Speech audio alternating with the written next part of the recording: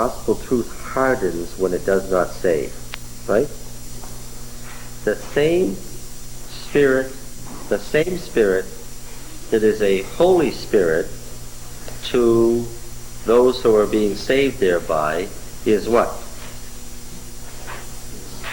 Is what? It hardened Pharaoh's heart, but to Saul was what? Was an evil spirit. Are you listening to me? The same Spirit that is a Holy Spirit to someone who is being saved thereby is an evil spirit to someone who is therefore being driven further to perdition. Okay? If you were to ask me the question, for instance, what does it mean, an evil spirit from God, what would I say? I would say that's what it means, just like when it says a Holy Spirit, it means Holy Spirit. But warning, Holy Spirit and evil spirit are what? One and the same. Is that clear to everybody? You want to have some discussion on that? God said, of course, to Saul, the more God worked with Saul once he'd made a final decision, what? Or even before he made a final decision. The more the Spirit worked with him, what? The worse it was for Saul. Yeah. And the more it upset him to realize that he couldn't have what he wanted. Still don't understand why it says though that the people who got the Spirit went into a frenzy. Pentecostal frenzy has been common from ancient times to today. You might say that was an immature or one end of the spectrum by which the Spirit works. We are much more sedate in our approach to things, especially in New England. But certainly the Bible says that Pentecostal religion is also valid, doesn't it? Unfortunately, we can't say Pentecostalism in and of itself, that getting into a frenzy is in and of itself evil, can we? Can we say that? No. Unfortunately, we can't say that because the Bible doesn't say that. We would like to say that because emotionally we're convinced that Pentecostalism is a bad thing. But logically we have to say that the Bible accepts it as one valid way to get and use the Spirit. It's not likely to happen at the college church anytime soon. But we won't even damn the celebration churches just because they're celebrating. We'll ask, what doctrine are you celebrating underneath all that excitement? That's the question, isn't it? All right. All right. It's a terrible thing to study the Bible closely because it has the nerve to keep disagreeing with our presuppositions, doesn't it? This is an awful thing. Now then, where were we? Yes, we talked about prophecy and the prophetic. What? Can we ask where are we? Yes, we were talking about prophecy last time in the prophetic movement and some of the elements that caused the prophetic movement to appear when it did.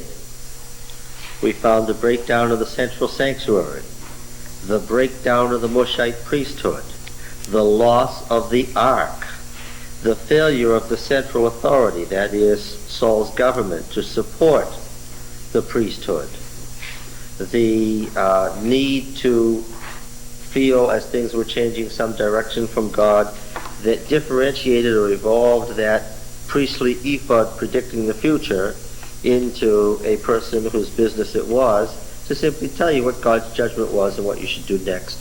All of those were elements that led to the creation of prophecy at this time. And ultimately, you can have all the different elements, social and economic, in place, and something won't happen unless you have what? Ultimately.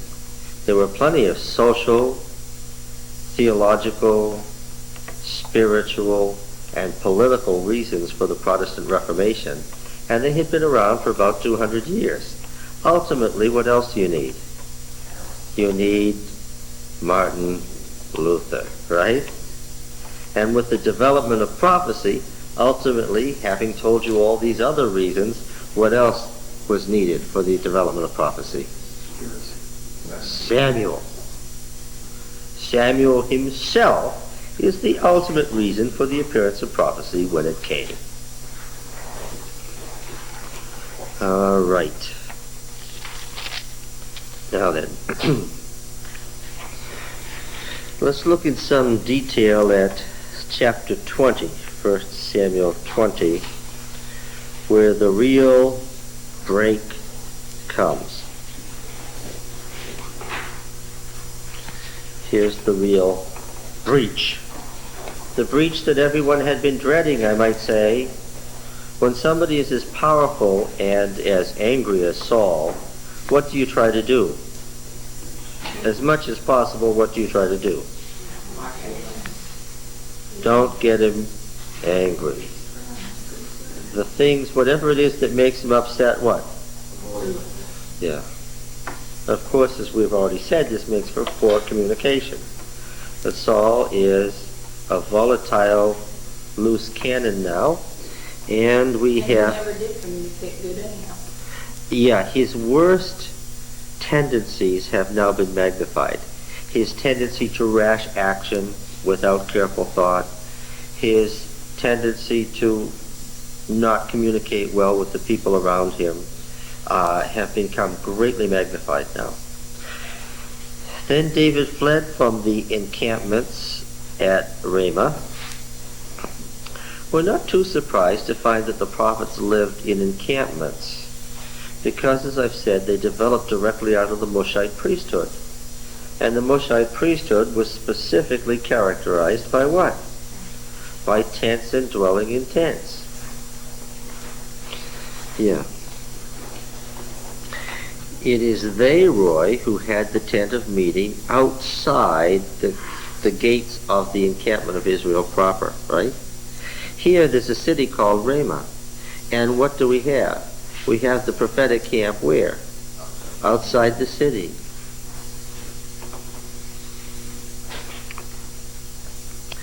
David fled from the prophetic encampment in Ramah and came and said before Jonathan, the language meaning Jonathan still in authority as king and co-regent. Understand what I've said, what you're not getting in the commentaries. The idea of hereditary monarchy is that when the son reaches majority, which is how old? 13. He becomes what? King. The king. He's the co-regent. Jonathan is king. Is that clear? I've been trying to get that across. And he says, what have I done? His appeal to Jonathan is a legal appeal. What's my guilt? This places Jonathan in the position of judge. What is my sin before your father that he seeks my life? David's action is to say that once again, your father's trying to kill me. This had happened before. Jonathan had patched it up. This time Jonathan is in an interesting position. He said to him, far from it. You shall not die. My father does nothing, either great or small, without disclosing it to me. How correct is Jonathan? What? He's badly misled. In fact, we call this being out of the communication loop. He may be the co-regent, but what? He has been deliberately misled about what's going on in the kingdom of which he is supposed to be co-regent, and in his own family, in the royal family.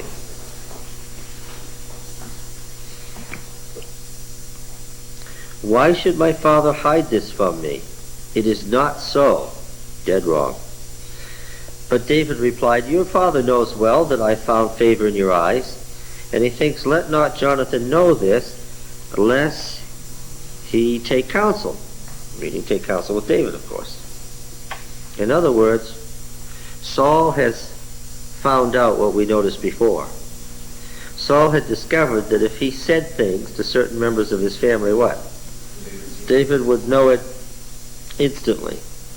Not being a fool and not being insane, Is everybody catching that, what I just said? Saul, not being a fool and not being insane and quick to learn political lessons, he wouldn't have been the most powerful king of the 11th century if he wasn't, knows what? That if he's going to get rid of David, he must not.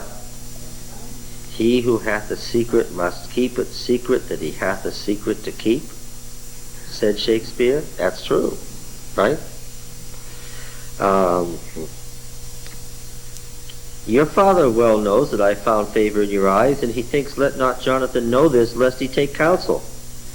But truly, as Yahweh lives, and as your soul lives, there is but a step between me and death. He has made a covenant between me and death.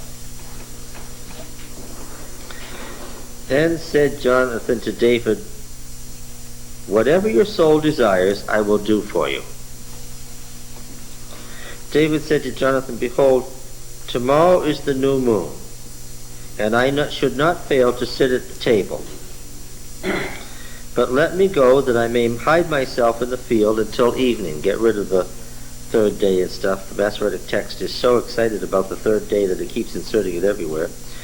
That I may hide myself till evening, tomorrow. This was the day of the new moon. The day before the new moon was going to come out that evening, probably. Now, the new moon feast lasted a couple of days for one simple reason. They didn't know exactly what day they would see the new moon. They had it down to within a day, but lunar months have a way of being 28, 29, 30, or 31 days long. And so they began this at a particular time. Now you'll remember in Numbers 28 that there was a special feast and sacrifice for each of the time cycles through which the ancient Hebrew passed. We saw at the opening of Numbers 28 that there were special sacrifices for the evening and morning or the daily cycle, right? Now we have in 28:9 special sacrifices for the Sabbath or weekly cycle. In 28:11 we have the special sacrifices for the new moon festival. At the beginning of your months you shall offer a burnt offering to Yahweh, 2 young bulls, 1 ram, 7 male lambs, 0 without blemish, 3/10 of an ephah. That's a lot of animals, but remember that Numbers represents the final, fully evolved form of this in the Jerusalem temple at the end of a long, centuries-long process of development, right? I have no reason to think that at Gibeah they were offering that many animals every new moon, right? The Jerusalem temple at the end of this long period represents the largest temple and the highest point of development of all these things. And that's what's reflected, of course, in Leviticus and Numbers. Well, there's the monthly offering, and then immediately in verse 16 we go to the yearly. First, the spring, unleavened bread, that is Passover and unleavened bread, then Pentecost, concluding and then the fall, trumpets, Day of Atonement, and tabernacles, which are all united, okay, as a sequence. So the spring and fall annual, or we could say semi-annual festivals, the 7-month festivals which overlapped each other and made a year. Okay.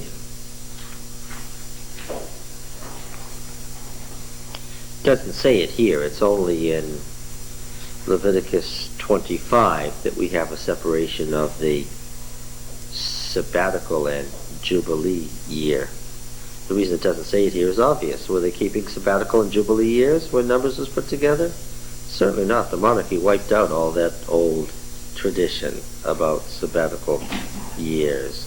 In the monarchy, if you became a slave, how long did you stay a slave? Forever. That's the way it was. Yeah, they had those old traditions, but did folks follow them? No. All right. So, it's certainly a correct assumption that the kings had some responsibility in the new moon festival, because they were the civil authority that oversaw this. This wasn't like the later situation where the temple was in the capital city. Of course, the Mushite temple at Shiloh had been destroyed at the time of the overrunning and loss of the ark around 1050, 50 years before. The priestly city now was the city of Nob, some 3 miles from Gibeah. It was close by. You understand that the priest would want to be close to the great fortress city of Gibeah, where Saul's capital was. Why? Why would you want to be close by, huh? Is the army there? Well, yes, for the protection that King Saul and his army and his huge fortress city could provide you. We're going to find out that there's an irony. Why? The priests turn out to be in danger, what? Not from the Philistines, but what? From Saul himself. Yes, okay. So certainly the priests would have overseen this new moon festival from their city only 3 miles away. So, David makes a proposal in verse 5. Tomorrow's the new moon, and I should have to sit at the table with the king. All members of the royal family, and presumably the retainers that are members of Saul's court, would what? Eat the new moon feast in a formal way together. David doesn't want to be there. Why? He wants to do it. He doesn't want to be the new moon sacrifice. Yeah. Let me go that I might hide myself till evening. If your father misses me at all, say, David earnestly asked leave of me to run to Bethlehem, his city, for there's a yearly sacrifice there for all his family. In other words, a clan sacrifice. If he says, good, it will be well with your servant. If Saul doesn't mind his absence at all, finds nothing unusual about it, isn't concerned about David being away from where he can get control of him, if he's perfectly calm, they'll know that it was just one of those passing phases of bad feeling that Saul had, and all was gone by, and don't worry about it till the next time, right? All right. And if he's angry, you'll know that he has determined to do evil, to bring evil. Therefore, do chesed. Do chesed. What is chesed again? This great word. What is it? Oh, what does it mean besides covenant love? We know that that's the grace. What does it mean? It means to do something faithfully that may be to your disadvantage, but because it's part of the covenant, you do it. You go above and beyond the call of duty. You do things you don't have to do. All right? It means going the second mile. Do chesed with your servant. Do you see how David speaks to Jonathan? He speaks to Jonathan as if what? As if Jonathan was the king.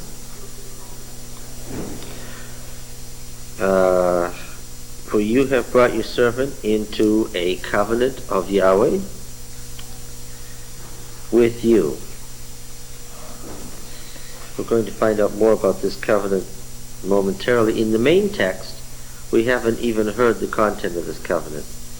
It's been rushed into the text in the legend way back in chapter 18, but we didn't comment on the legend because it is a legend. Right? The extra verses that overlay the story of David at the Philistine. Did you notice how smoothly that was done? David and the Philistine.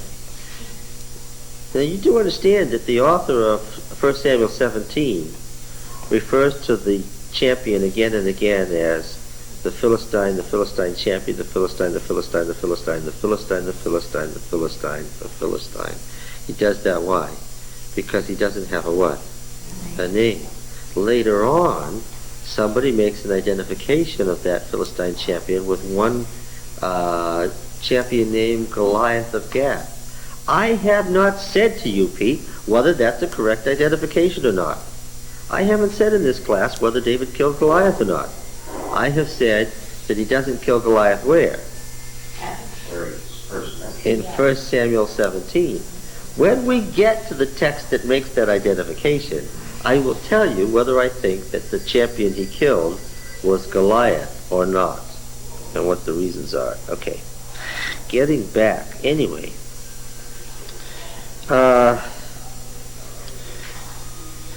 You have brought your servant into a covenant of Yahweh with you. If there's guilt in me, slay me yourself, or why should you bring me to your father?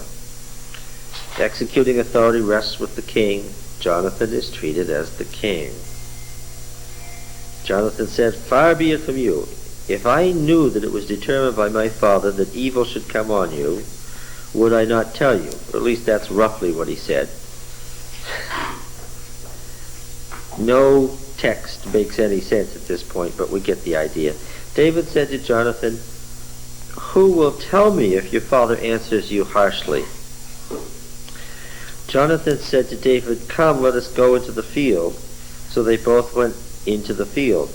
Do you recognize that verse 11 is an odd verse? If you've gotten used to reading with sophistication, which some of you have, and others are still mystified, I know, but if you've gotten used to reading with sophistication, what do you expect after verse 10? An answer. Who do you expect to be speaking next? Jonathan. Giving the answer to what question? How am I going to know how your father answers? Okay. Do I have a verse where Jonathan immediately answers the question? What verse is that? Verse 18. Yes. In the original story, is this clear to everyone? We could stop and take some time on it. In the original story, verse 18 is the next verse after verse 10. There's no question. In the old history of David's rise, the apology of David, the next verse was verse 18. What we do exactly in verses 11 to 17 is we digress. We digress theologically. We digress to comment on at great length this covenant of Yahweh that David and Jonathan have entered into, which has not yet been described in the text, and which is very important to later in the story. What happens between Jonathan and David in their houses later is going to be very important to the story. It has to do with whether or not Benjamin is going to be part of Israel or Judah.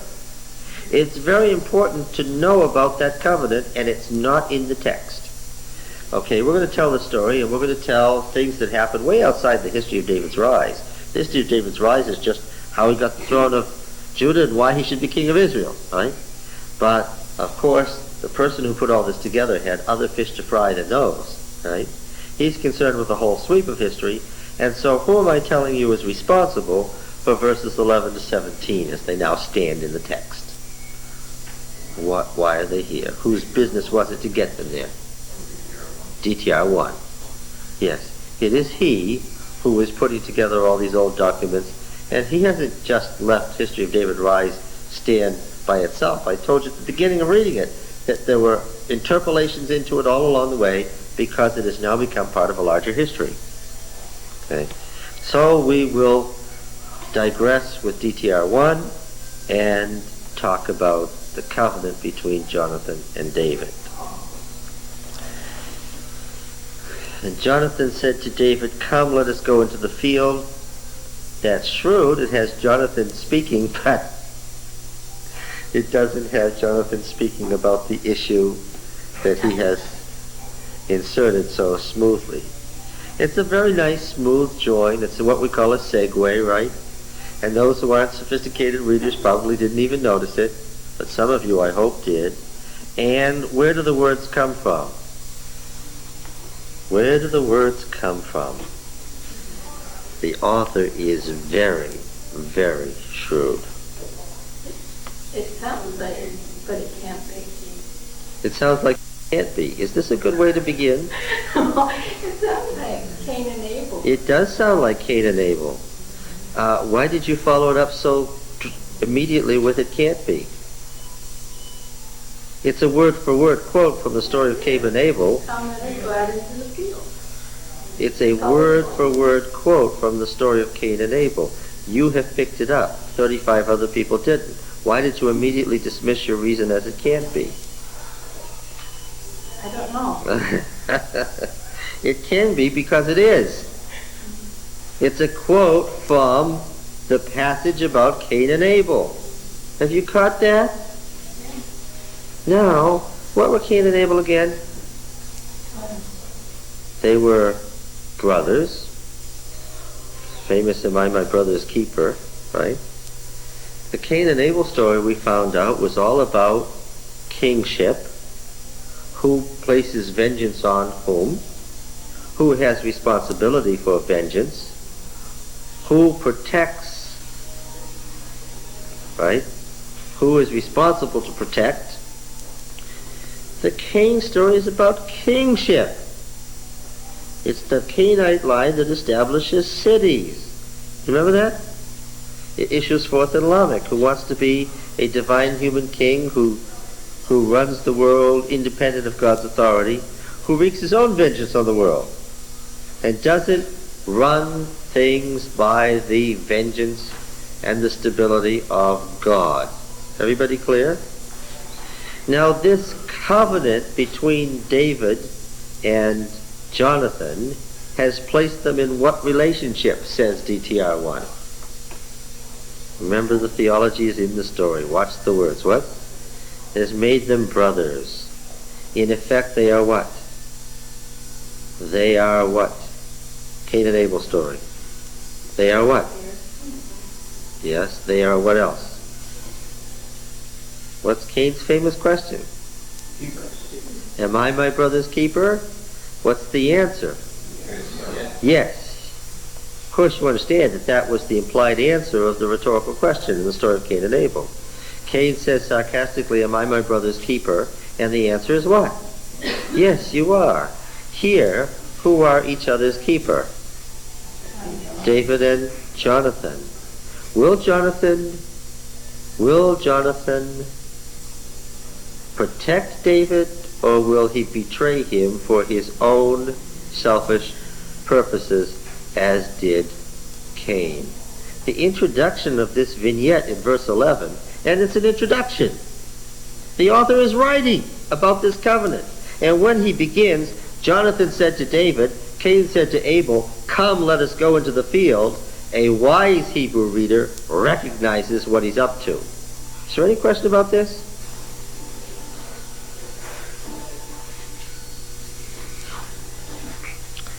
Yahweh said to Jonathan said to David, "Yahweh God of Israel, be witness." What is this witness business about? Yahweh's witness. When would such a thing be said? Huh? In a covenant situation or in a court situation where you're doing something that has legally binding and permanent force. Yahweh God of Israel, be witness. Should either party not follow the stipulations of this covenant, what? Who's supposed to take vengeance? God? If David doesn't live up to it, Jonathan should take vengeance on David. Why are you going like that, Pete? The answer is what?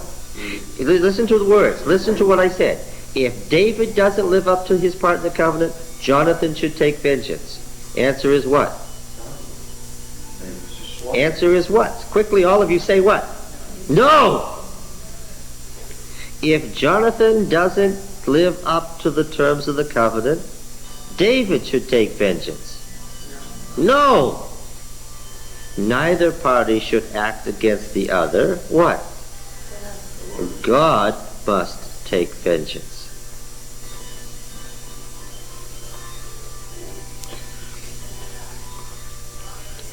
When I have sounded my father about this time tomorrow, behold, if he's well disposed toward David, shall I not send to you in the field? I'll get a message to you in the open field. But if it should please my father to do you harm, God do so to Jonathan and more also, if I do not disclose it to you and send you away that you may go in safety.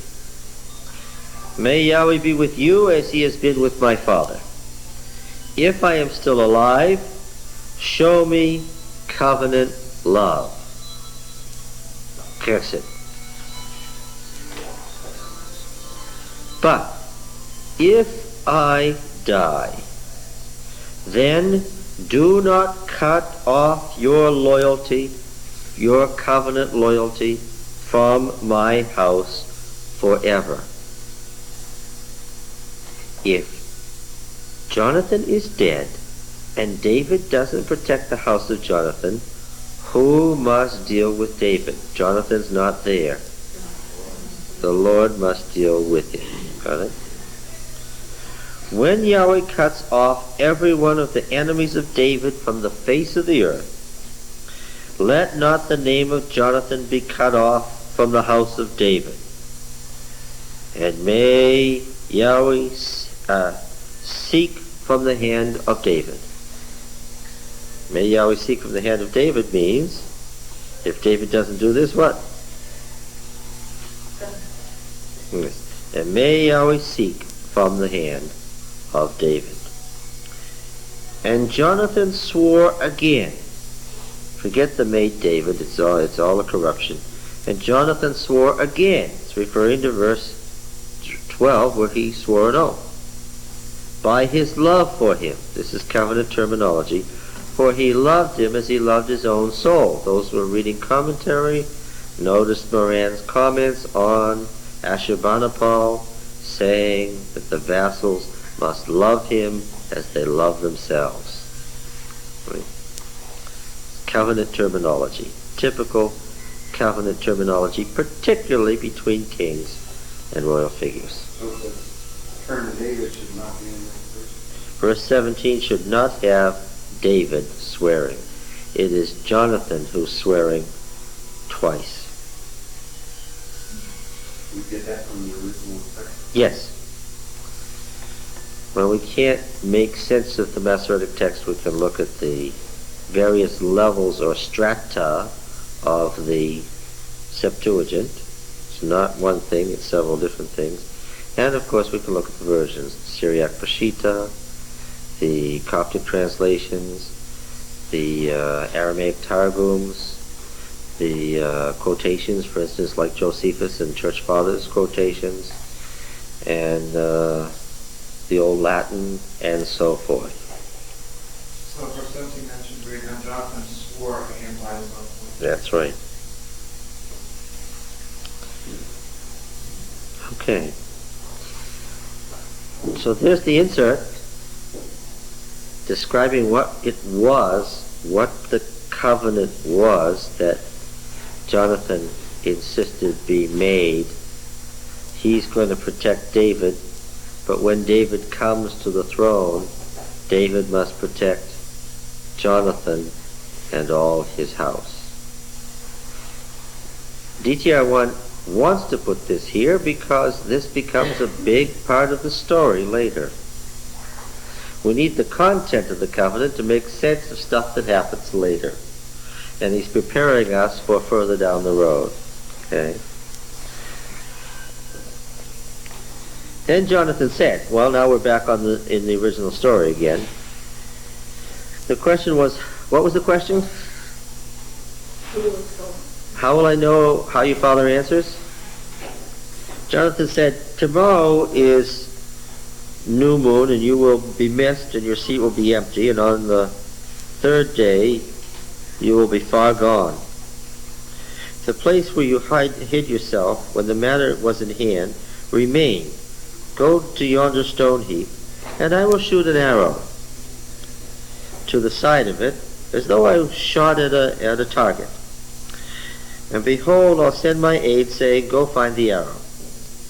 If I say to the attaché, look at the arrow on the side of you, take it, then come, for as Yahweh lives, it's safe for you and there's no danger. But if I say to the youth, look, the arrow is beyond you, then flee, for Yahweh has sent you away. And as for the matter of which you and I have spoken, behold, Yahweh is witness between me and you forever. The constant allusions to the contract in the main story have now been fleshed out by the details of the contract. So David hid himself in the field. When the new moon came, the king sat at the table. The king sat on his seat as at other times by the wall, and Jonathan sat opposite him, as you would expect because of their positions. And Abner sat by Saul's side, but David's place was empty. Yet Saul did not say anything that day, for he thought something has befallen him, he's not clean. But on the second day, the morrow after the new moon, David's place was empty, and Saul said to Jonathan his son, why has not the son of Jesse come to the table either yesterday or today? You will notice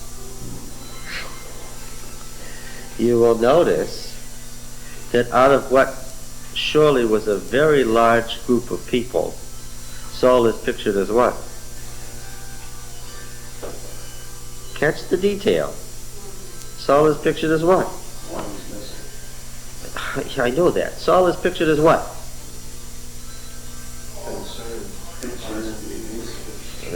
He's very concerned, of course, because he knows this man is going to kill him. Saul is pictured as what?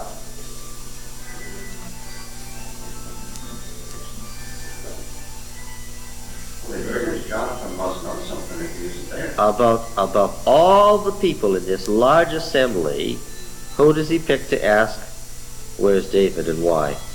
Jonathan. What does he assume? That Jonathan knows. He assumes that Jonathan knows. He's not mad, and he's not dumb. He knows that Jonathan knows.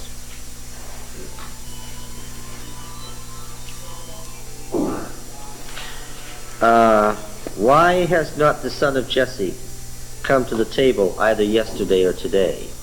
He speaks frequently during this period in his life of the son of Jesse, using the surname. Why? What's the difference between somebody's first name or somebody's surname? The different, respect that you. The whole tone is different. If I said, I was speaking to Don yesterday and he said such and such, or if I said to you, you know what Cantrell says? What would the connotation be? The denotation would be precisely the same.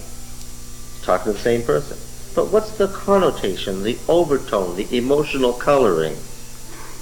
You catch the difference? Oh, yes. And what amount of respect do you hear? Obviously, the relationship is quite different between the first name and the use of the last name. And what amount of respect do you hear? That's greatly diminished, isn't it? Yeah. So he says, why hasn't Ben Jesse come to the table either yesterday or today? Jonathan answered Saul, David, you catch it? Earnestly asked leave of me to Bethlehem. He said, let me go, for our clan holds a sacrifice in the city, and my brothers have commanded me to be there. As I said, nobody hesitates for a moment to lie to Saul boldly. So now, if I found favor in your eyes, let me get away and see my brothers. For this reason, he has not come to the king's table. And here comes a great turning point in the narrative. When Jonathan says this, what does Saul know?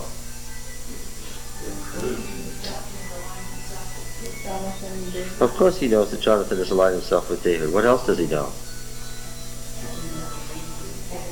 Jonathan knows the middle cat is what David. Yes, he knows all about Jonathan. Let's say nothing more about Jonathan. What does Saul know? That David knows he's trying, his life isn't good. And so David has done what? He's purposely not showed up for David. Saul wants him where if he physically can get at him. What does Saul know? David is what? One word. Gone. For how long? Forever. David is gone. Do you get it? David is gone. Saul knows David is gone. This has been coming for a very long time. He knows that David is not coming back. He knows that David is gone. And he knows he escaped because his own family made it so. Is there anything to the fact that Jonathan was the one who gave him permission to go? Of course, he's the co-regent. That didn't upset Saul anyway. You don't think that upset Saul? Read the rest of the text. It's not right here. Now, the text is beautifully masked. It is wonderfully masked. You understand? You son of a perverse, rebellious woman, do I not know that you have chosen the son of Jesse to your own shame and to the shame of your mother's nakedness? That's beautifully masked. Do you know what these words would be in common English today? We have a term for you son of a what? And what do we say, what term do we have for someone who has sexual relations with their mother? Is there such a term in English? Is there such a street term? Oh, you hear it all the time on the streets, right? How does Saul address his son in his public assembly? How upset is he? What does he say? Now, frankly, if I spoke to you in this way in a public place, if I screamed at anyone in this room in a public place these particular words, what would I expect? Bricks. I could expect that you might never speak to me again, right? And might permanently be my enemy, and might have some concern about what our future course of relations was going to be, right?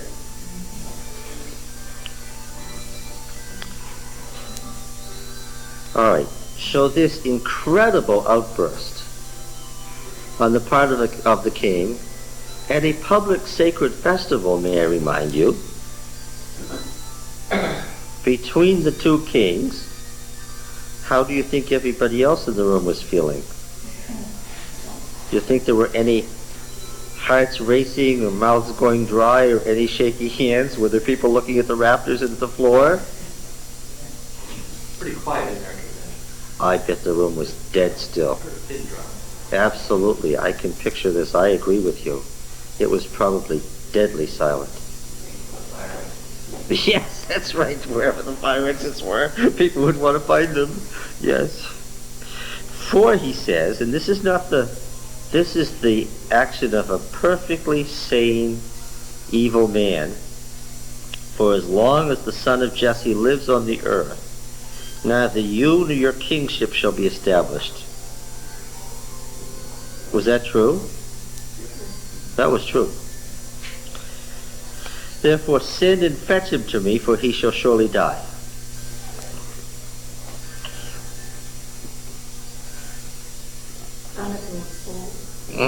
Well, Jonathan answered Saul his father, why should he be put to death? What has he done? But Saul raised his spear, using the PL, which is certainly the case, to strike him.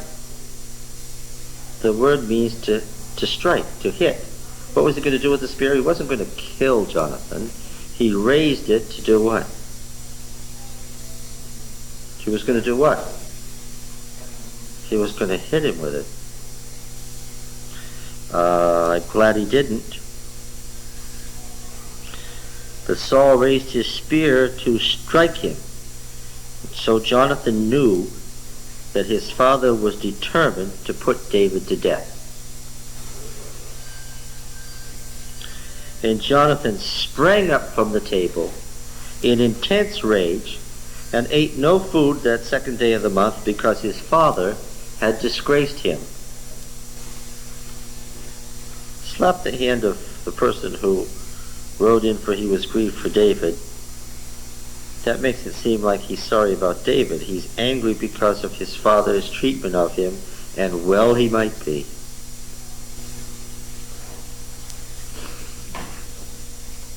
In the morning, Jonathan went out into the field to his appointment with David and took with him a little assistant.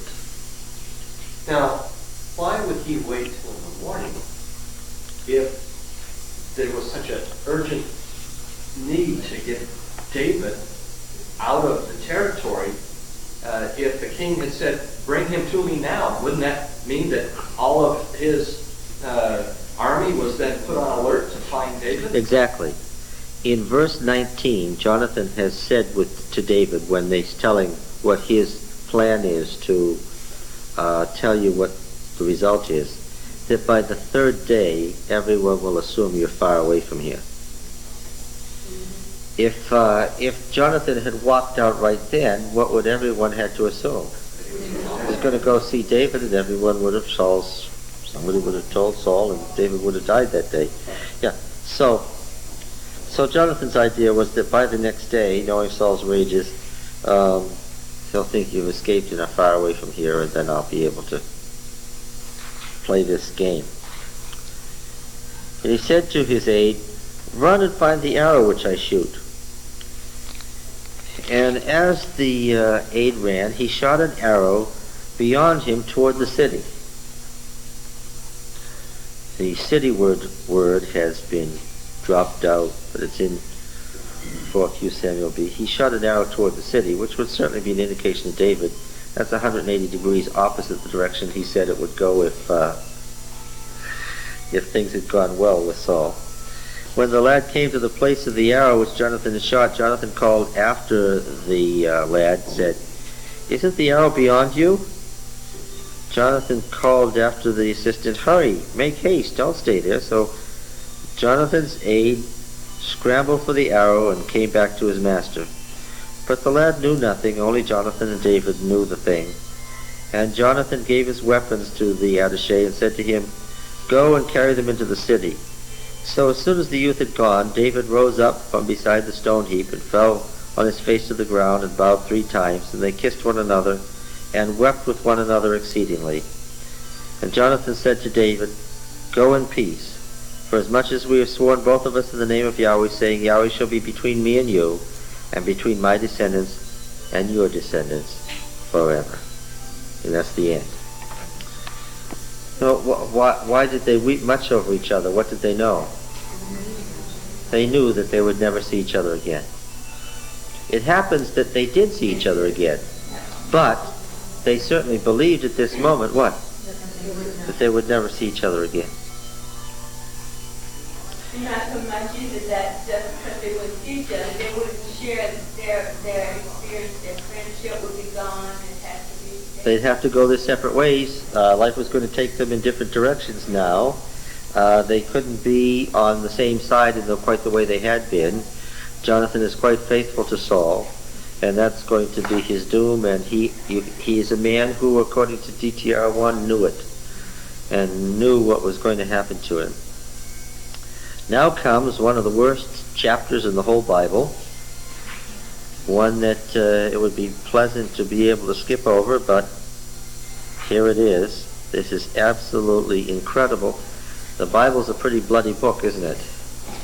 It's filled with doom and disaster on every page. This is one of the worst. Then came David to Nob to Ahimelech the priest. Well, there was Eli and Phinehas. You remember this? You evil. That's red. We'll do it black and come up there.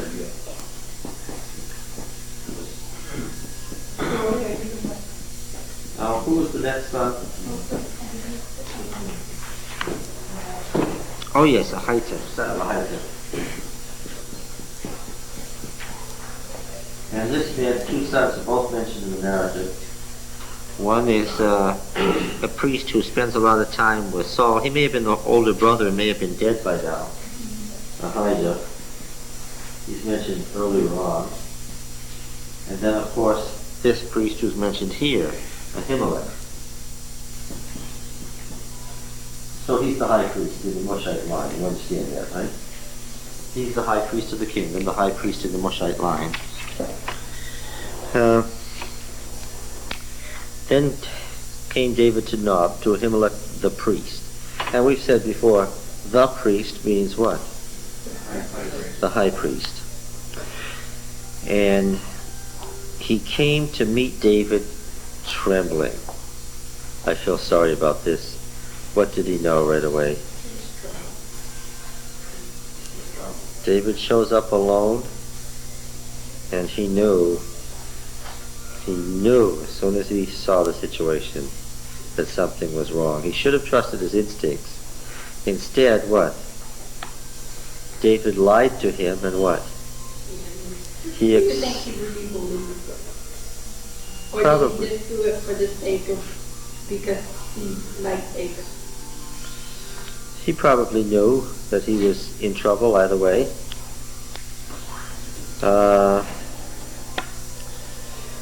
You have to reckon with the possibility that this is the same family as Samuel's. This huge Mushite family was all the same family. And Ahimelech may have believed what? That David was going to be king. A lot of people felt that way, doubtless, and Saul got the feeling that they felt that way. But of course everybody officially denied it, and that's what had Saul going around in circles. Why are you alone and no one with you? David said, the king has charged me with the matter and said to me, let one know of the matter about which I send you and with which I've charged you. I've made an appointment with the young man for such and such a place. Now then, give me 5 loaves of bread or whatever you have here. Well, the king did do that. Jonathan did. He was the king. That's true. This certainly doesn't fulfill the judicial oath to tell the truth, the whole truth, and nothing but the truth. The point of the question was, what's the trouble? And David has evaded that entirely. The priest answered David, I have no common bread at hand, but there is the holy bread. If the young men have kept themselves from women, they may eat of it. David answered the priest, of a truth, women have been kept from us always, whenever I go out on an expedition. All the young men are holy, even when it's a common journey. How much more today will the vessels be holy? So the priest gave him the holy bread, for there was no bread there but the bread of the presence, which is removed from before Yahweh to be replaced by hot bread on the day it's taken away. It's interesting that the author of History of David's Rise would think we needed to be told that. It's because when he wrote, what book didn't exist? When History of David's Rise was written, what book did not exist?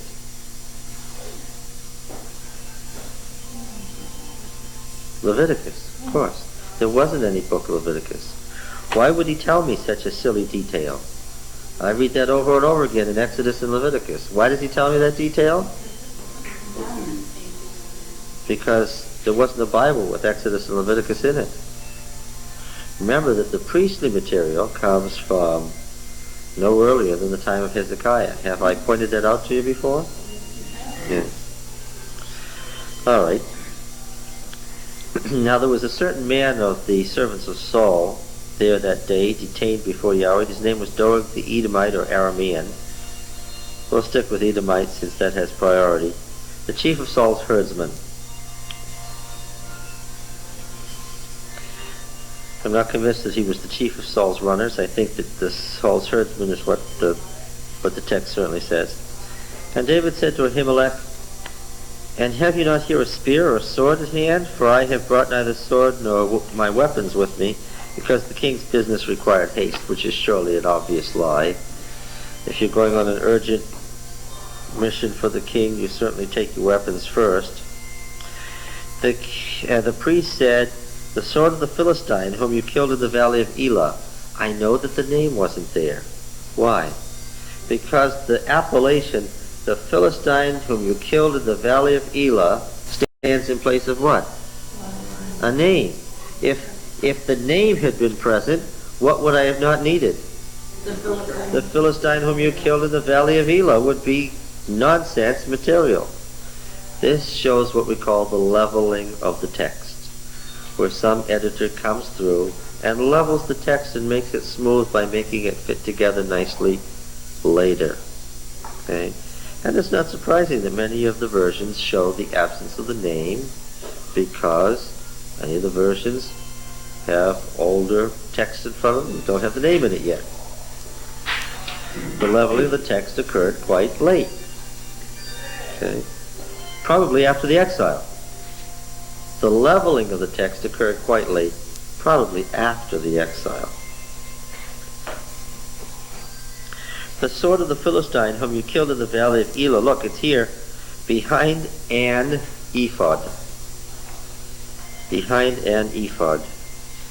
The ephod in the Masoretic text is a later insertion based on the idea that how many priests had an ephod? One. That fellow who wrote the has read Leviticus, right?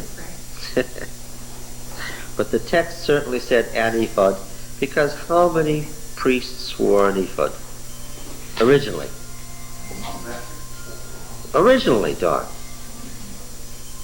You've missed something here if you say the high priest. What's the answer? How many priests wore an ephod? They all did. All right.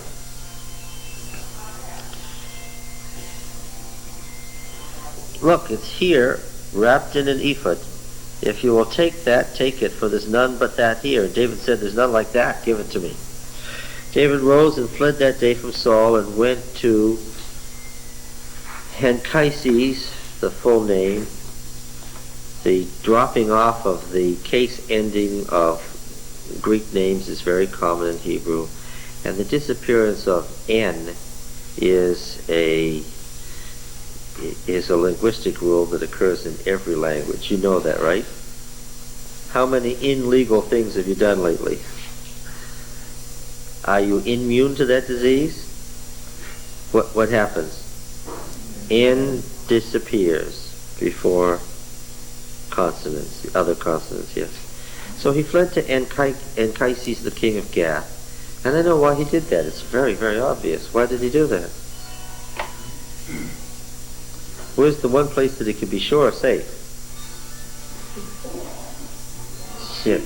The one people Saul hadn't conquered, the one and only people Saul hadn't conquered unless he was going to flee all the way to Egypt, was what? The Philistines. So that was a good move, right? Huh. Not for sure, no. I mean, Well, it should have been a good move. Should have been a real good move as far as safety. But the servants of Anchises said to him, unfortunately, he's recognized by appearance. Ooh. These Philistines would have seen him under what circumstances then? Well, the king would not have seen him, of course. Seen him up close where? In battle. And they would not remember him kindly. Okay? And, very interestingly, they must have been really desperate. to make a move like that, he had to have been desperate. What did he know? He knew that, what did he say? There's but a step between me and death. He knew that Saul wouldn't think twice of killing him. All right. The servants of Achish said to him, "Is not this David the king?" How many of you noticed that word? The king of the land. Did they not sing to one another of him in dances? See, the stories are filtered back. And the infamous couplet appears again. David lived to rue the day that anybody made this couplet up, and they have read it correctly. 1,000 and 10,000 are the same number. David and Saul are parallel. If Saul is king of Israel, then what? Then David is king of Israel. What? Can you have two kings of the same country? Unless you've been asleep from 4 o'clock on, you know that what? They're saying that David is what? Is the co-regent, and his presence here can only mean something bad for us, they're saying. Now they were quite right, but their point was, what should we do? They probably recognize the last sword. That's the, yeah, yes, of course. And they would have known that under the laws of ancient warfare, if they wanted to keep their covenant deal, then what? Then what? What was the deal? They were supposed to be David's servants. He had killed the champion. They were supposed to be his servants. And so they tell Achish the king, do you really want this man here? Do you understand who he is? David sees which way the wind is blowing and figures out what?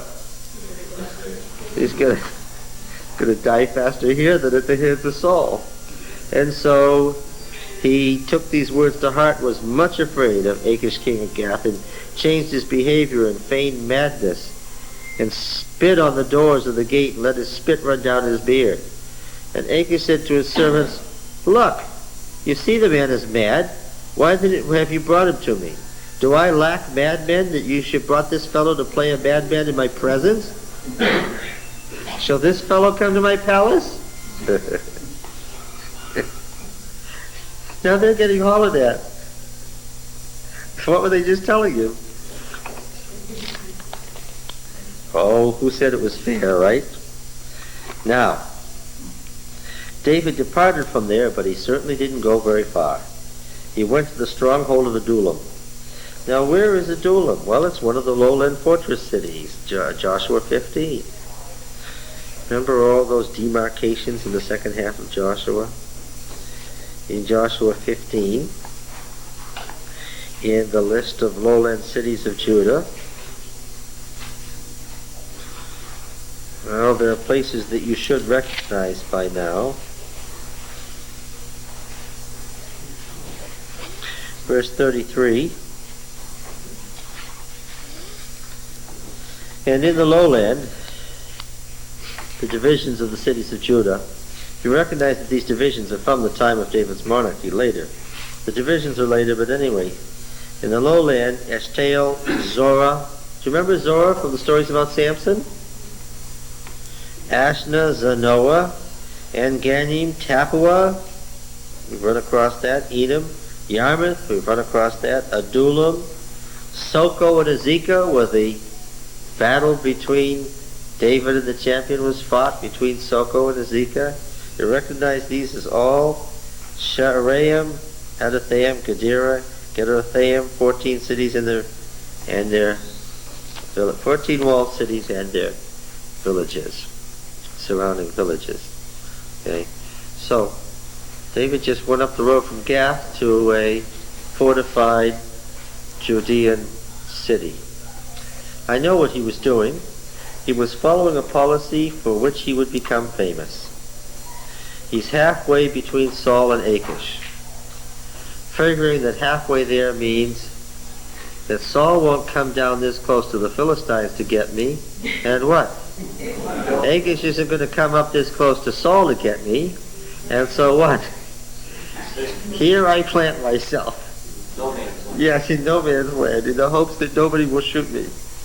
This policy of David's, of playing off people against themselves, was going to make him the emperor. He became exceedingly adept at it. Unfortunately, when you build an empire on playing off people against each other, what? Yes. Well, this is part of what we will see David doing again and again and again and again.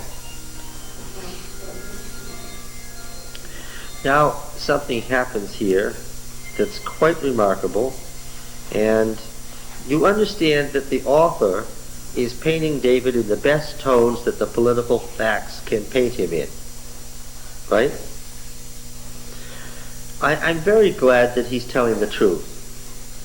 It's part of the Bible, he's telling the truth. How do I know he's telling the truth? Man, if I wanted to make David look good, I wouldn't say that the first thing he did was he left Saul to what? To become what? Vassal to their mortal enemies, the Philistines, right? Would I say that? No reason to doubt that that happened. Why? The man who's trying to make David look good, what? Says that's what he did. Okay. And is it particularly a beautiful picture of David to find out that he was rudely shocked by his greeting of the Philistines and almost got himself killed? No, that was a severe miscalculation. Okay, so he's telling us the facts, all right, and he's putting them in the best picture that can be made. Is that clear? He wants Israel to make David king. And he's telling the elders of Israel that David didn't desert the court of Israel. He didn't desert Saul. What? He was driven away by Saul, and with the full help of the co-regent. Now, what David did next, however, the author of the history of David's rise doesn't deny. He just doesn't exactly say it at this moment. He gets around to saying it, but he gets around to saying it a little late. He belatedly tells us enough facts so that we can fit it all together and have it make sense, but he just doesn't mention it when it happened. Later on, he's going to tell us that eventually David did become a vassal king to the Philistines, that he fought in the Philistine army, that he went to war against Saul, and it was actually the Philistine distrust of him that kept him from making war on Saul that killed Saul. Yeah, he's going to tell us all that in a rather matter-of-fact manner. He's going to tell us in the process something else. He's going to tell us that upon Saul's death, that a war ensued between the house of Saul and the house of David, and that David reigned in Hebron as king over Judah for 5.5 years. He's going to tell us that after Saul's death, Saul's son became king and reigned in Transjordan, the Philistines having overrun Israel again, reigned in Transjordan for 2 years. And then he's going to tell us that David reigned in Hebron for a total of 7.5 years. He doesn't tell us all this in one place. He spreads it out through different parts of the narrative. But if you stop and think it through, it becomes obvious. Let's see. David reigned for 5.5 years as a vassal king. Then 2 more years he reigned in Hebron fighting against Saul's son for a total of 7.5 years. And Saul's son, who became king on Saul's death, reigned in Mahanaim for 2 years.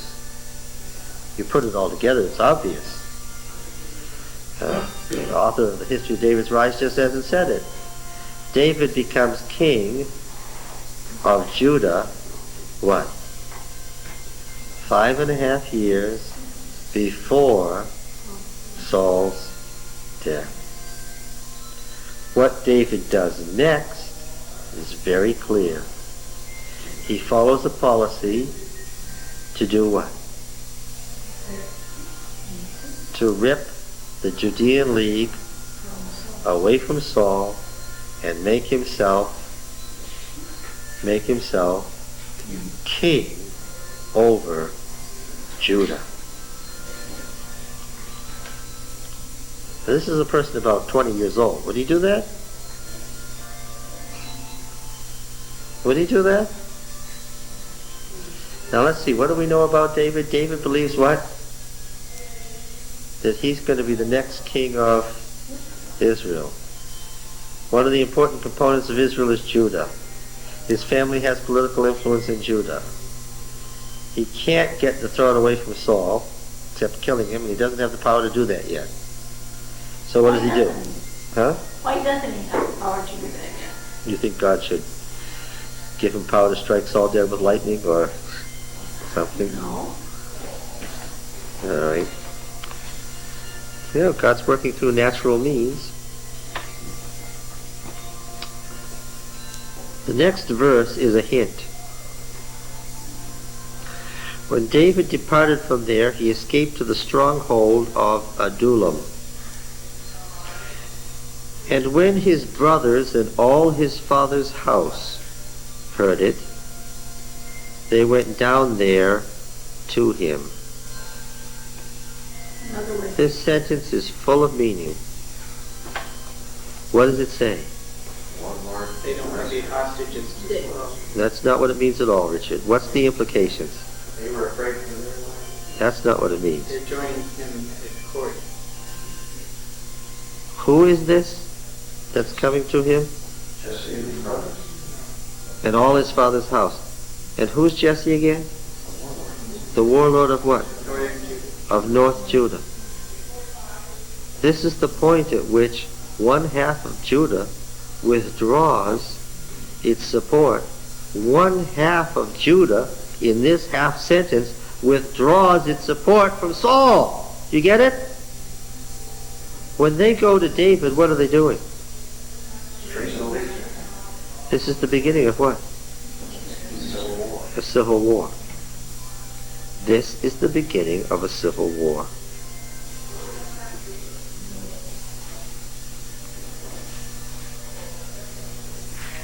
Saul knew it. Saul knew the instant he realized that David was gone what was coming. And everyone who is in distress, and everyone who was in debt, this is said to make Saul look bad, you understand. There are lots of distressed, in-debt people in Saul's kingdom. It's said to make Saul look bad. It's said to make David look like Robin Hood, you understand. But what are we saying? That David was building what? An army. Everyone who was discontented, well, how many people could that be? Gathered to him. And he became captain over them, and there were about 400 men. What does that mean? the good sized army. Families. All the families. Yeah, so what do we have here? 400 men. 40 contingents? What is this? Small, big? What? Now, Achish won't throw him out the next time. Achish will not throw him out the next time. Why? David as a nobody is not a big story. David as warlord of Judah with a huge army that he may bring over to Philistia is what? That's a big story. I'm sure that Achish wept tears of joy. Yes. Okay, so 400 men at Adullam. Let me make it clear again. You can't have an army of this size together with families unless you have what? Tremendous support. Where's all this stuff that it takes to support such a thing flowing from? Where's it flowing from? It's flowing from Judah. And where's it not flowing now? Yeah. And David went from there to Mizpah of Moab. He crossed right across Judah It's all with this huge army, goes down by Masada, by Ein Gedi to the Dead Sea, crosses over the Dead Sea, and up the other side to the plateau of Moab. What kind of relations does he enjoy with this king, also an enemy and vassal of Saul's? You don't bring an army of 400 into somebody else's territory unless what? Unless you're either going to kill them or else you have good relations with them. You either expect a battle or else you're already on good terms. Moab is opposite Judah, right? Moab is opposite Judah. The story of Ruth wasn't just a fun story. The warlord of Judah's ancestress was a Moabite. Was that an important detail? That was very important. And he said to the king of Moab, look, he's talking to what person? The king. David has already made it clear. Who does he talk to? I'm sure he talks to common people in the street who say, hooray, David, like what you're doing. We're voting for you. But also what? He was in a position where he's talking to kings. And he said, pray let my father and my mother stay with you till I know what God will do for me. That's very clear. That's as clear as it can be. What's he saying to the king of Moab? Will that be crowned king? What's he saying to the king of Moab? It's going to be war. What is he saying to the king of Moab?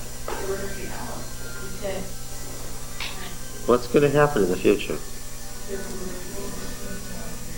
Moab is going to be subordinate. That's what he's saying. To whom? Today. Yeah. Who's it subordinate to now? Saul. And he's telling them, don't stay subordinate to Saul. I'm wondering, are you reading with understanding? Do you understand this? He's saying, don't stay subordinate to Saul. If you stay subordinate to Saul, what? The time is coming when what? When I'm going to be the boss, and if you stay subordinate to Saul, what? You're going to be very, very sad you did. He's saying what? Right now, do what? Swing your support to me. I'm going to leave my parents here as virtual hostages to you, right? So that you know that I won't mistreat you, but what? The expectation is what? That you will do for me whatever needs done because what?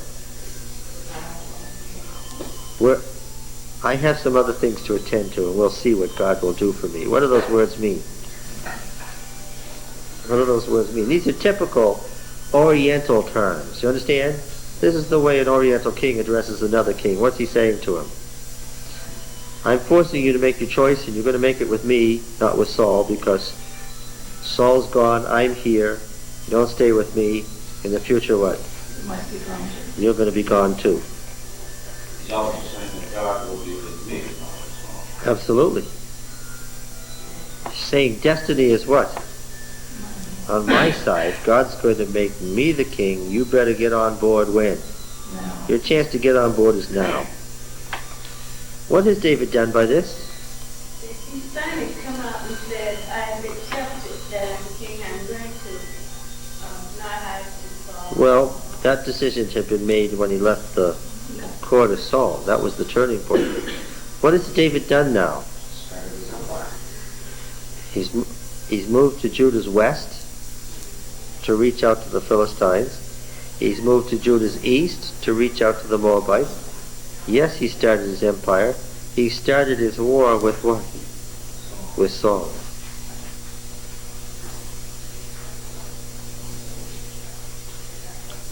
And they left him with the king of Moab, and they stayed with him all the time that David was in the stronghold. Then the prophet Gad said to David, here's more very, very telling things. What do prophets do? Prophets make and unmake kings and tell kings what to do. If a prophet is talking to David, then what? No, that's not the point.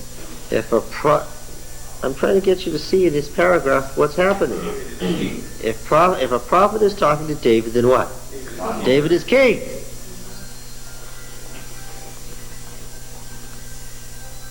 David has already taken the reins of authority. He is acting as if he were what?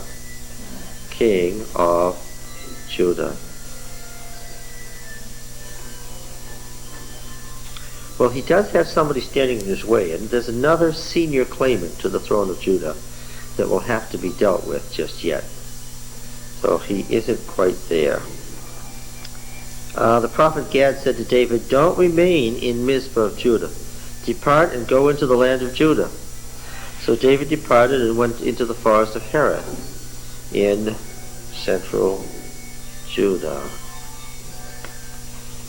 It's good politics to be in the country that you want to take over. It's a principle.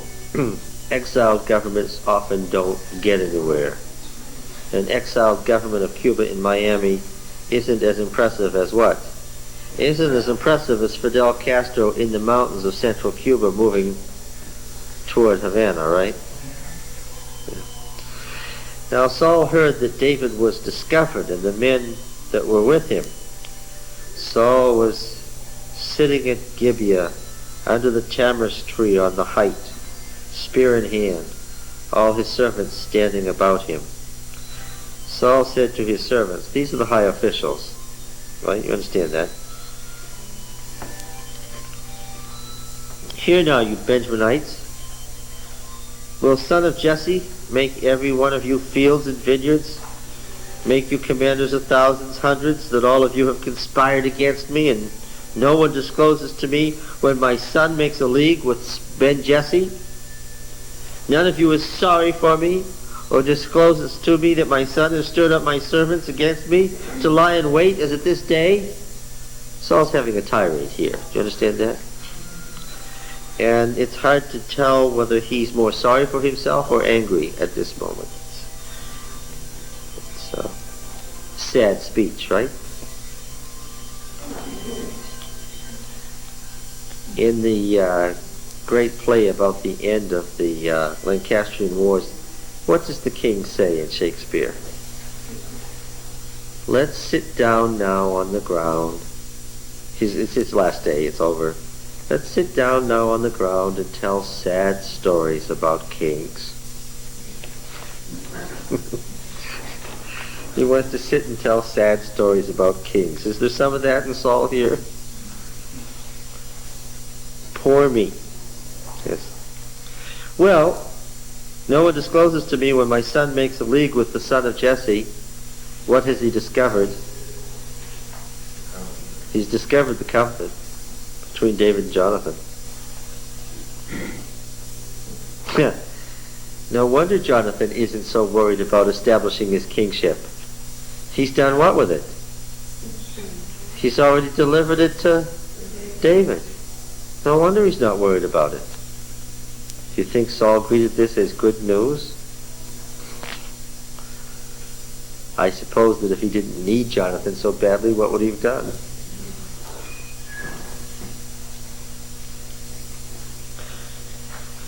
So no one tells me anything. Now this is very interesting, this verse. Saul's complaint that no one discloses anything to me. What have we noticed all along?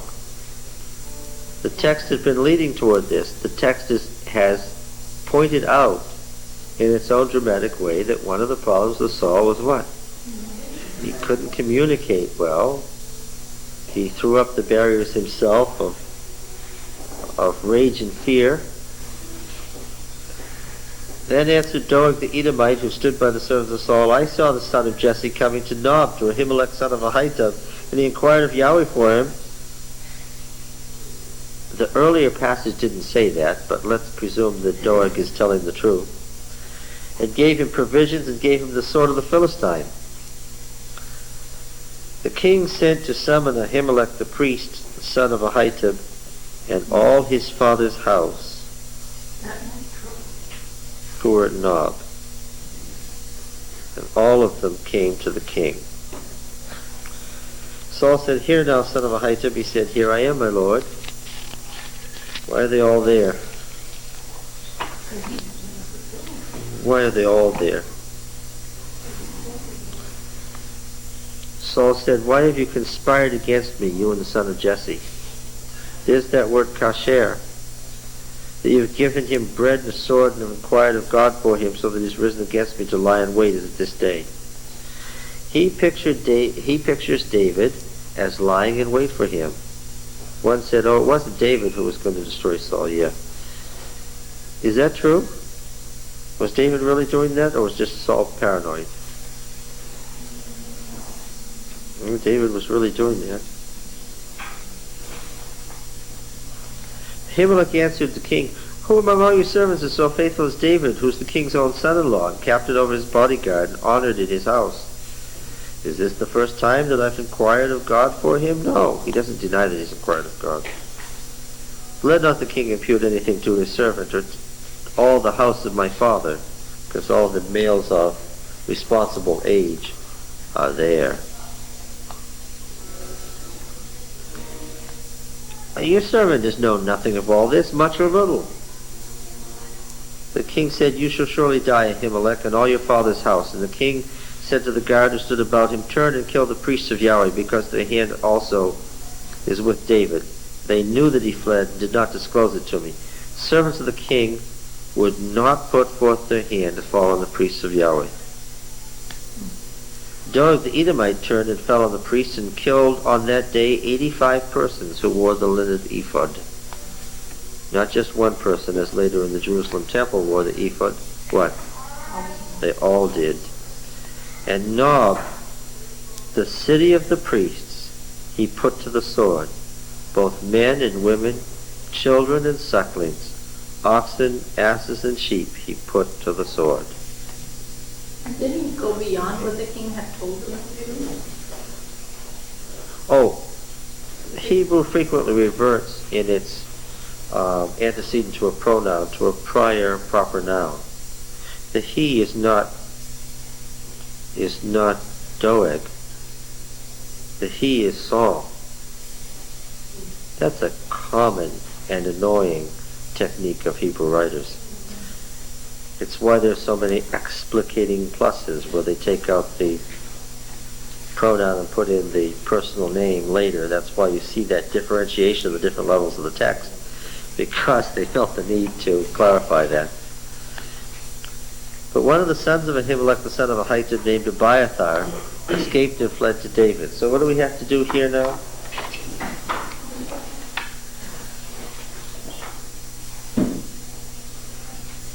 Now, by default, what is Abiathar?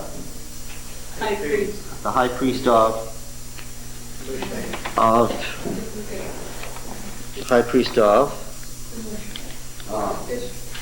Nob is not the answer. Moshite is not the answer. He's the priest of what? Of Israel. Are you still with us? Say it for all of us so I'm sure you understand it. Which was the northern kingdom's priesthood? By definition, Abiathar is what? The high priest of Israel. Good. And so he will be. And so he will be. Are you clear? And so he will be. He is the high priest of Israel. But by this is Saul's impulsiveness at its worst. Now he's really, really, really a dangerous man. Do you think that this had any reverberations through the kingdom of Saul? I don't think he would have turned a lot of people against him who may have tested to support him up to this point. Murdering the priesthood of Yahweh? All of them? What would that do to the conservative elements in Israel? Can you hear the reverberations when this story traveled from city to city and village to village? Can you hear the reverberations in the other countries when it was found out that Saul had killed the priesthood of his own God? That's like saying what? President had the Supreme Court established. Well, what would that mean about the relationship of that king to that God? He was fighting against his own God. Would anybody be dumb enough to fight against their own God? Always. But he always did. Yeah, but it wasn't, yes, that's true. But it wasn't as It's just the other. absolute, yes, as this, right? And, of course, one of the side effects of this is he drives the remaining priest of Israel where? into David's arms. Politically, how good a move was that? That was the dumbest thing of all. Not only did he have the blood of all these priests on his hands. Now, do you remember who the servants of this priesthood, this Moshite priesthood, were? Who helped them run these temples? Who was in their employ? Huh? The Gibeonites. Later on we're going to find out something interesting. That the next thing that Saul did was he turned his war machine against the Gibeonite cities in a vain attempt to wipe out every vestige of the Moshite priesthood, their teachings, their temples, everything. He's really gone all out. Later on, the house of Saul will pay a dear price for this war against the Gibeonites. Because, of course, we remember from the story of Cain and Abel, if there's no one to avenge, then what? The blood cries out to God, and what? There's God waiting to avenge. Saul has all sorts of... Saul's in a desperate situation now. But doesn't that show pretty much what's going to happen at the end of the world in the spirit? I mean, when the wicked ones... Sure, all of these are little vignettes of pictures of what is to be, sure. So Abiathar told David that Saul had killed the priests of Yahweh, and David said, I knew on that day when Doeg the Edomite was there that he would surely tell Saul, I have occasioned the death of all the persons in your father's house. It's interesting what the history of David's rise is willing to admit on its way to say that David is... Yeah, but if they wouldn't have done that, then the Israelites would have plundered. I suppose with the questions about David's involvement in all these things so intense, that there would be no way to face such questions as these but what? To deal with them head on and discuss them openly. David would never be king of Israel if they didn't discuss these things. Yes? I would see this as more of a noble thing. If Saul actually killed priests that David's taking the blame for. Yes, but he's admitting here, he's taking the blame for it, for his part in it. Because what did he do? No, that's not all he did. He went there and lied. He lied.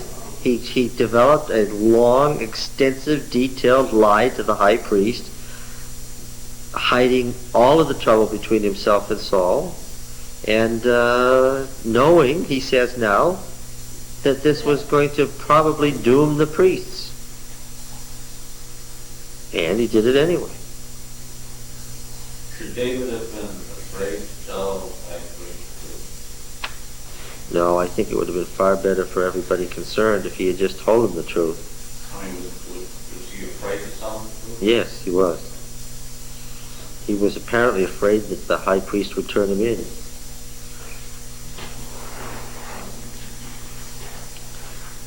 Well, I have occasioned the death of all the persons in your father's house. That's quite a statement. There's lots of these amazing statements embedded in the Apology of David.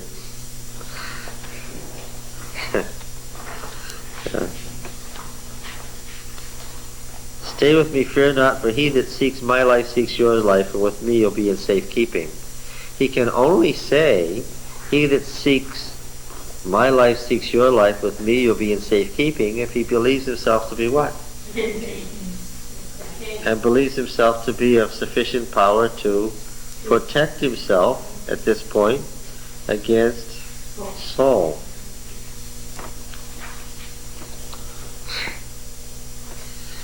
Yeah, well,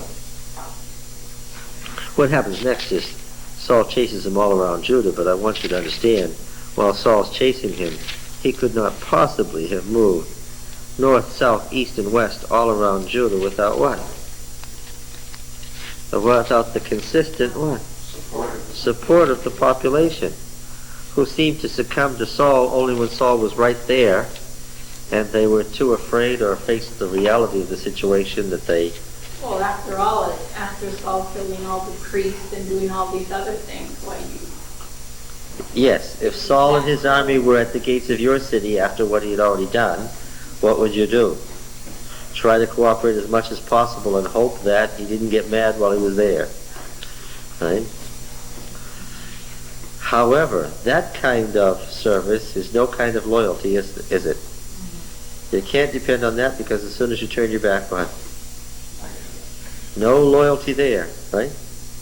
Just a kind of cynical hatred that's waiting to get rid of you. I'll cooperate with you because I have to, but what? And the people probably were feeling guilty too, because they had asked for a king, and they were asked for it. So they were probably really... Samuel's in his dotage now. He's not even strong enough to do anything. He's probably senile. But do you think any of those people in the assembly of Israel lived to see these events and say to themselves, because this is much worse than the dark colors of the picture that Samuel had painted, right? Had Samuel said anything about mass murders of your own priests and your own population by your king? He talked about taxes and having to pay taxes and not being free. As much as we're all annoyed by taxes, that's a whole lot different from thinking that the government's going to come and massacre you all, isn't it? At any moment that an impetuous and nutty person decides that he's mad at you, and once people saw that he would even kill the high priest, that he would kill his own son, that he would kill his son-in-law, what did they know? If he'd kill his son, if he'd kill his son-in-law, if he'd kill the high priest, what? He'd kill anybody, right? Did everybody in Israel know by now that nobody was safe? Yeah. And so, in the early years, when they must have gloried in his increasing power and the increasing wealth of Israel and their increasing satisfaction with their station in life, now things had turned into a kind of a nightmare, right? Does it take a long time for that to happen? In the 30s, when Germany was growing more and more powerful and the German people were happy, how do you think they felt in the middle 40s as the as the American army approached from one side and the half-crazy Russians approached from the other side, and the dictator was shouting ever more fiercely? How do you think people felt? Think they lived to rue the day that they... Yeah. And there wasn't that long a distance between the two, was there? In a decade, what had turned into the greatest thing that had ever happened turned into the worst nightmare in history, right? As far as those people were concerned. Well, that's what was going on in Israel. Yes. Okay. Now, let me stress again that as you read these chapters, look at chapter 23. David goes to Keilah and has to flee. He goes to Ziph and he has to flee. He goes into the wilderness of Maon. He goes down to the spring of Ein Gedi on the Dead Sea. He captures Saul in a cave. Saul says, "You're right." As he's racing around Judah here, what is his status, or what would you believe was his status, had I not directed you to think about it? What would you get the impression, and everybody's read these chapters before, what would you get the impression was David's status? He's a mere fugitive. He's a poor fugitive running around from cave to mountain to forest to protect himself from the insane king, right? The king isn't as insane if, as I have said, he's not just a fugitive. He's what? He's a king who's proclaimed himself king, started a civil war, and allied himself with Saul's worst enemies. Would that make you annoyed if you were Saul?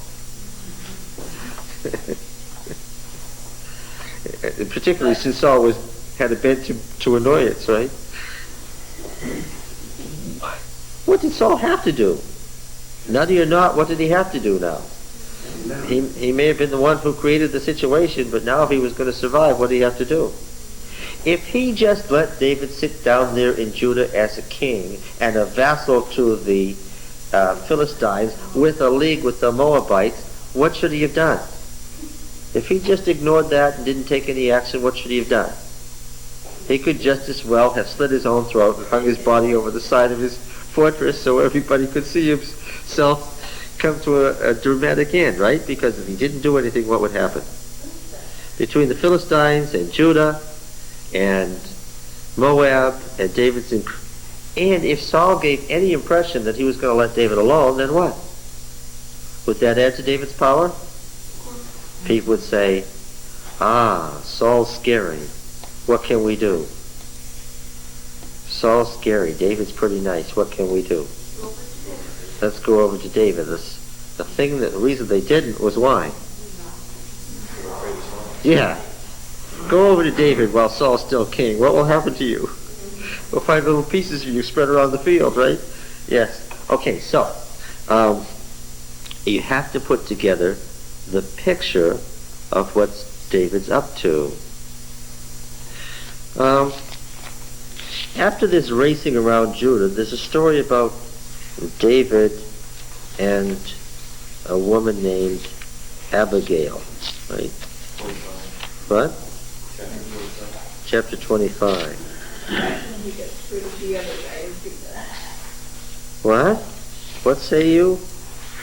That's when he gets rid of the other warlord of Judah. She gets rid of the other warlord of Judah? Well, this woman Abigail, she's a pretty good person, isn't she?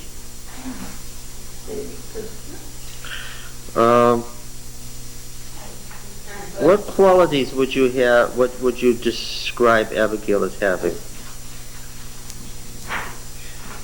Firstly, she's very smart. Same as Ruth. Same as Ruth.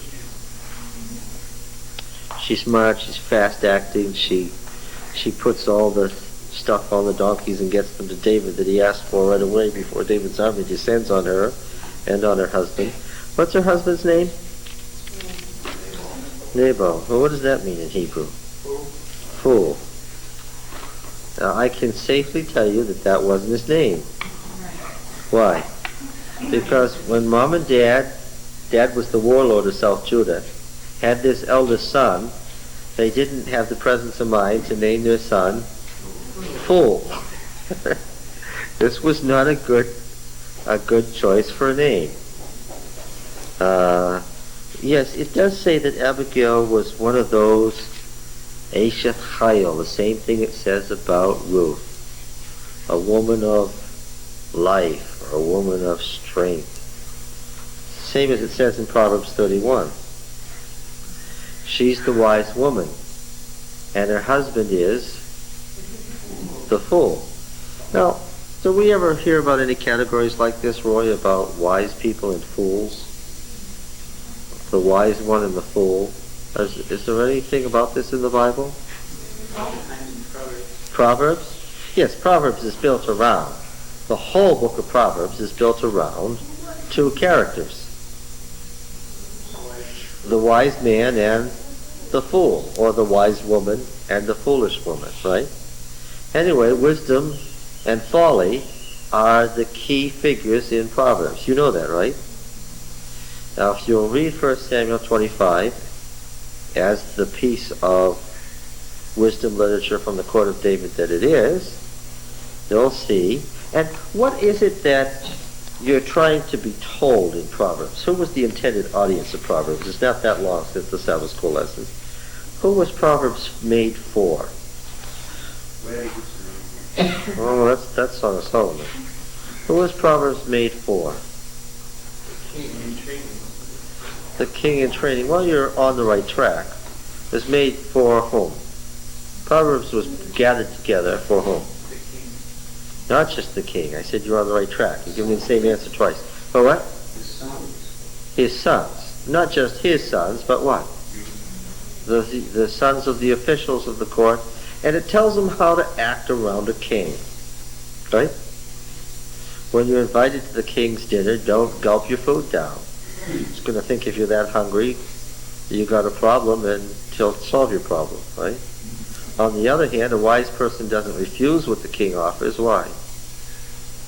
Because it's the king's food. You do everything in moderation in Proverbs, right? A wise courtier knows how to act and doesn't go to extremes. Wise people know how to act around the king.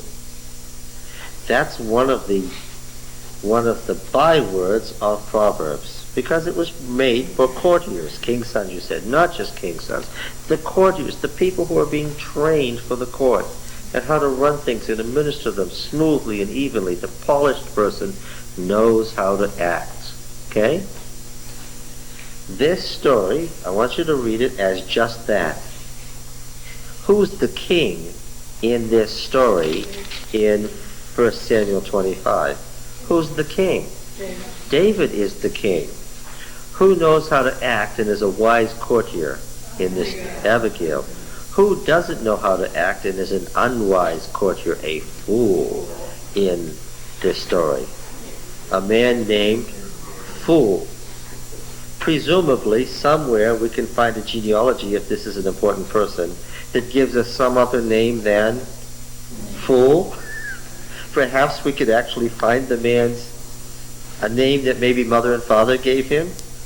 Right? Well, did the name Nabal become synonymous as being a fool, and Good question. being stuck that way, or was Nabal fool before it was attached to this person?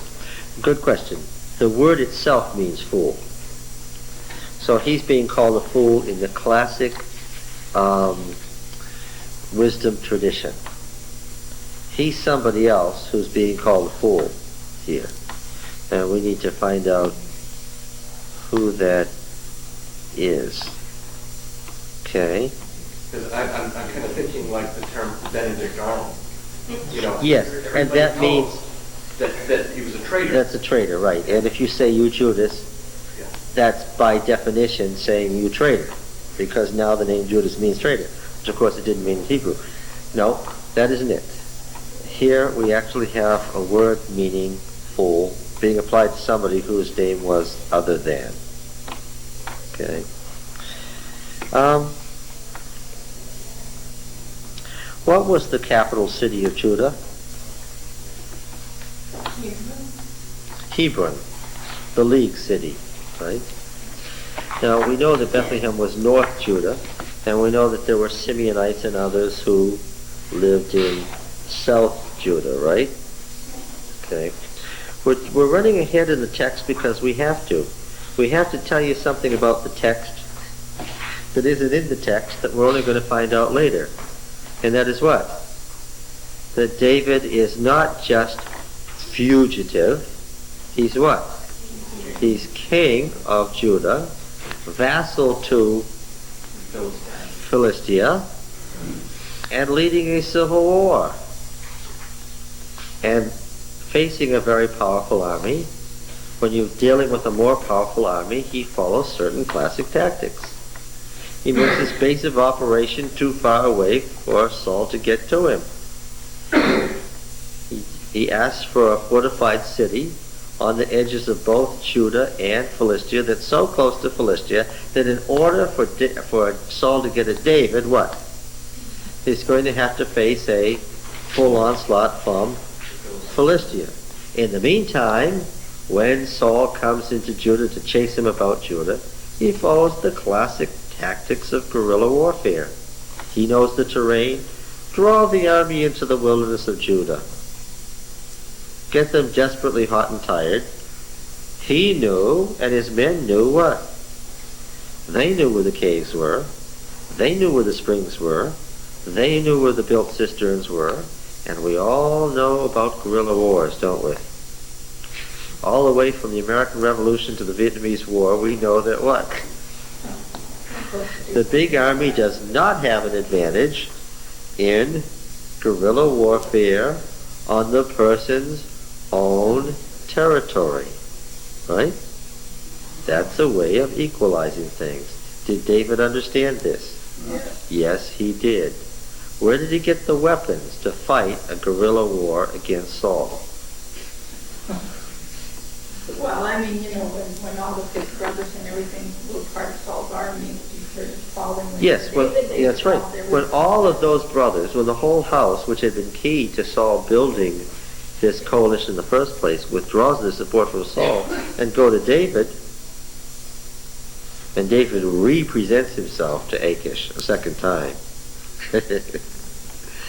And that's very ironic, because this time he goes to Achish. He presents himself to Achish with a 600-man army, and Achish doesn't respond the way he did last time. Don't I have enough madmen in my house that you bring this one to me? This time, what does he do? He says, "Oh, David, my son," typical covenant language. "What would you like?" "David, my son." So, "what can I do for you?" Yeah. And of course, his brothers and all his father's household were probably, they were wise enough to get themselves out too, because Saul probably would have turned on them even. Nobody related to, they couldn't stay in Bethlehem, just down the road from Gibeah. They certainly couldn't stay there. And they couldn't stay at Gibeah because anybody related to David would have been what? Yes. In 1 Chronicles 2, I want you to notice in 1 Chronicles 2 a genealogy that we've already looked at. Beginning at verse 9, the sons of Hezron were born to him, Jerachmeel, Ram, and Kalubai. Ram was the father of Amminadab, Amminadab the father of Nahshon, the prince of Judah. Nahshon was the father of Salma, Salma of Boaz, Boaz of Obed, Obed of Jesse. Jesse was the father of Eliab, his firstborn, Abinadab the second, Shimei the third, Nethanel the fourth, Radai the fifth, Oza the sixth, David the seventh, and their sisters were Zeruiah and Abigail. The sons of Zeruiah were Abishai, Joab, and Asahel, 3. Abigail bore Amasa, and the father of Amasa was Jether, the Jezreelite. If it says Ishmaelite, cross it out, I'll explain why.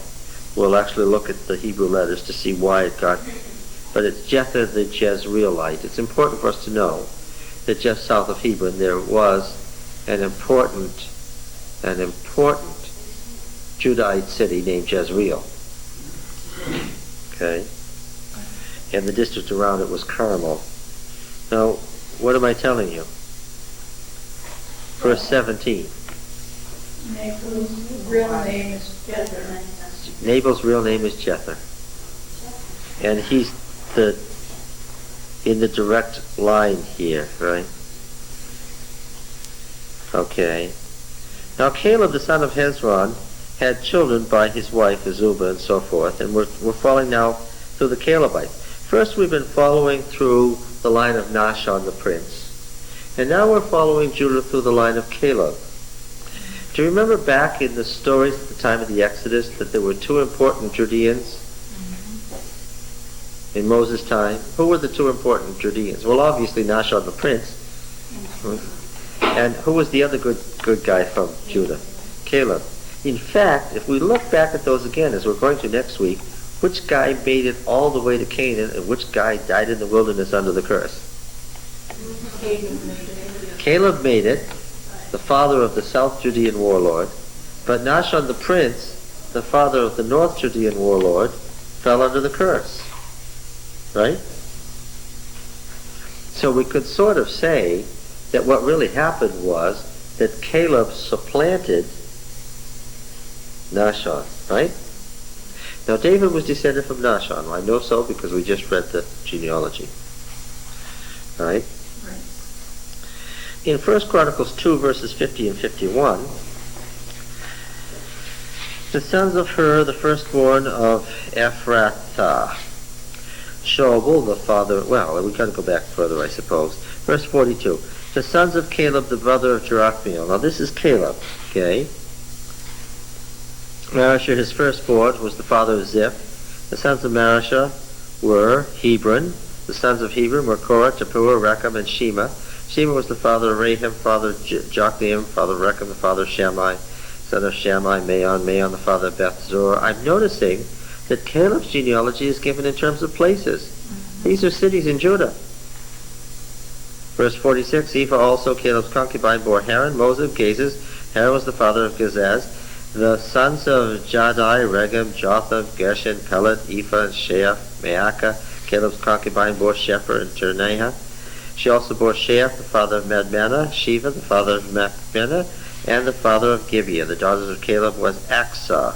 We've heard about her before. We're going to go back and read about her. These are the sons of Caleb. Sons of Hur, the firstborn of Ephrathah, Shobal, the father of Kiriath-Jearim, Salma, the father of Bethlehem, and Herath, the father of Beth-Geder. Oh, Roy, come over here. Contained in this bewildering list of Hebrew place names is a place name genealogy. Now, we've often said, haven't we, that genealogies don't just describe the biological relationships, right? Father frequently means ruler, head man, boss, political leader, whatever. Canaan is the son of Egypt in Genesis 10. Why? Canaanites weren't even the same race as the Egyptians. Why is Canaan the son of Egypt? Because Canaan was a province of the Egyptian Empire. You all know that. Okay. Copy this and reread it and it will be clear to you. Now, Ephrathah is not a person, but a district. Is everybody clear on that? This is an interesting genealogy. And from these people come Hur, a person who's the father of Shobal, who is the father of Kiriath-Jearim. Do you remember this place? Yeah, that's where the ark is. That's where the ark is. Nobody knows it. Don't keep telling me. It's a secret. Nobody knows where it is. You keep saying it every week. Selma, a person who's the father of Bethlehem, a place. And, see, Ephrathah is northern Judah.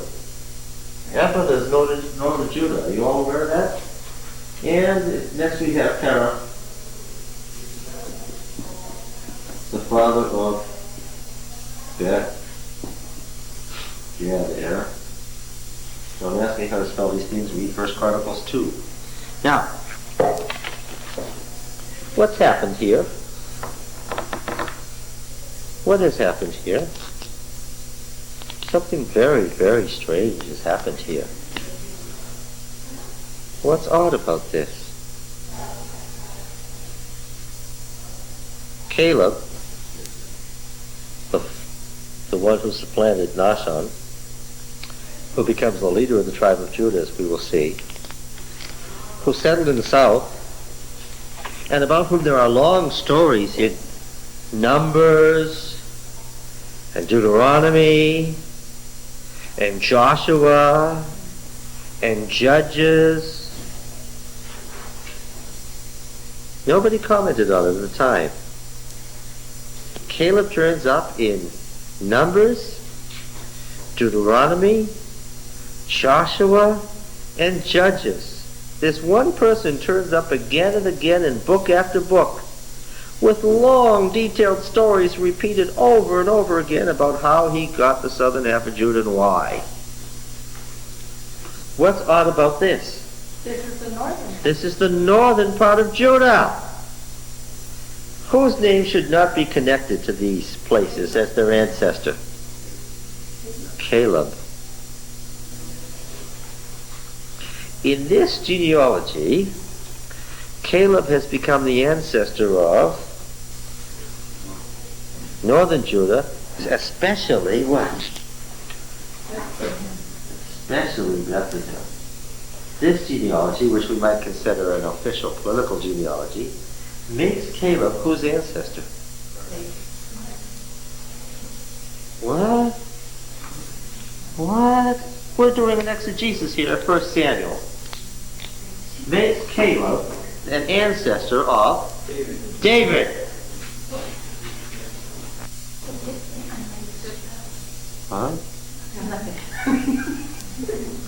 Why is it important that we have here a genealogy that makes Caleb the ancestor of David?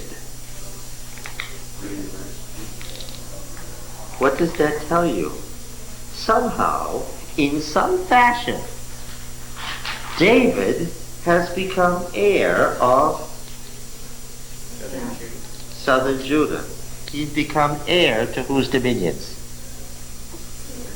Caleb's. He's heir to Nashon, the prince's dominions, because of his biology. But he doesn't have any automatic claim to South Judah. How does he become heir of Caleb? And now if you're thinking, how many minutes do we have? Well, you're the director. You're supposed to know that just without even thinking. If you are awake and following, you should be able to sense immediately that this thing here explains why there is so much stuff about Caleb in the Bible. Why there's such long sequences about Caleb in Numbers, Deuteronomy, Joshua, and Judges. By the time we get to Judges, doing an exegesis, I am sick of the story of Caleb and how he inherited South Judah. I'm sick of this it gets longer every time. I'm sick of knowing that he got the upper springs and the lower springs and the list of all the cities he got. I'm sick of it. Why so much? Nobody else has this much stuff. Why so much stuff about this one guy in our Bible? Of all the people that left Egypt, why do I have to keep listening to stories about Caleb? Why, indeed. Do you get it? What's the answer? Because he is officially, not biologically, you understand, but officially, he's what? Ancestor of David. Should David get possession of his holdings, he would have a claim on Judah, all of Judah, that goes right back to Moses. Got it?